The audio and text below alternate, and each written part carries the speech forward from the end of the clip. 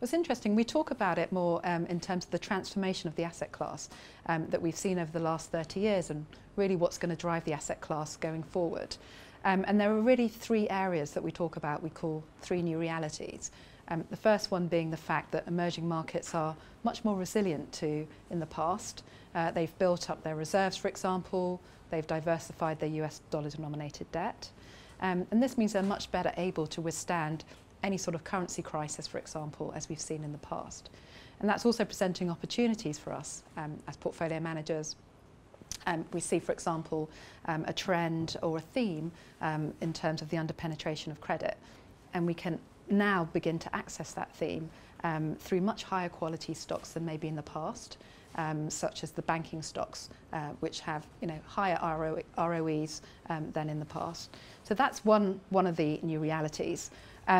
This idea of resilience. The second one is how emerging markets have diversified, moving away from being more of a commodity story and being much more driven by the technology and emerging market consumer.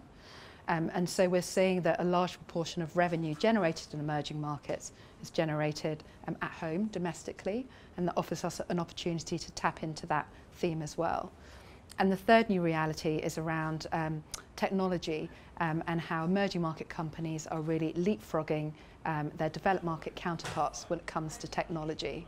And this is in a number of different areas, and there are a number of advantages in emerging markets. So, for example, we have a large millennial population in China. We have much more supportive structural background as well, so not so much development on the offline, which is allowing faster adoption on the online. So Alibaba is a good example of a company that's benefiting from that. And we think this will be a multi-year theme and present opportunities for many years to come.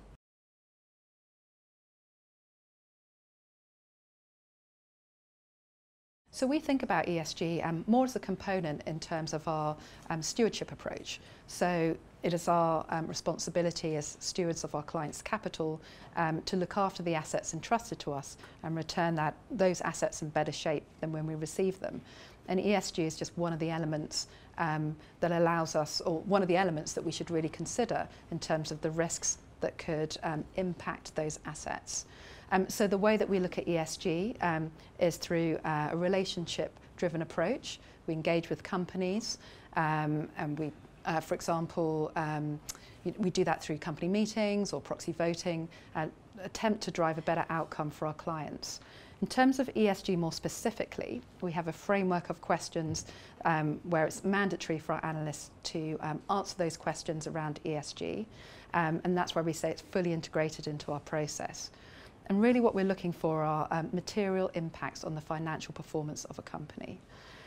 In addition to that, we do also have a quarterly review with our ESG team, where we look at maybe external providers like the MSCI ESG data or Sustainalytics to get an external lens and really ensure that we've fully appreciated the risks surrounding ESG.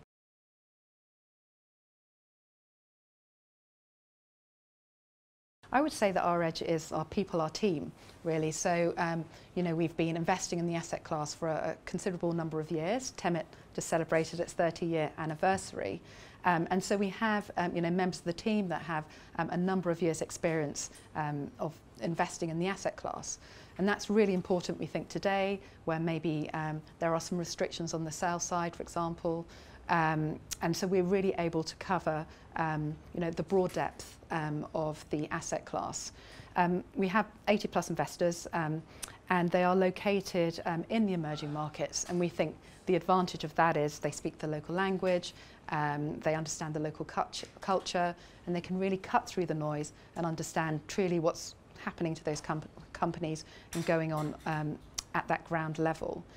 But we also think that the advantage that brings us is that they're able to uncover some unique ideas and unique stocks and bring those to our portfolio managers.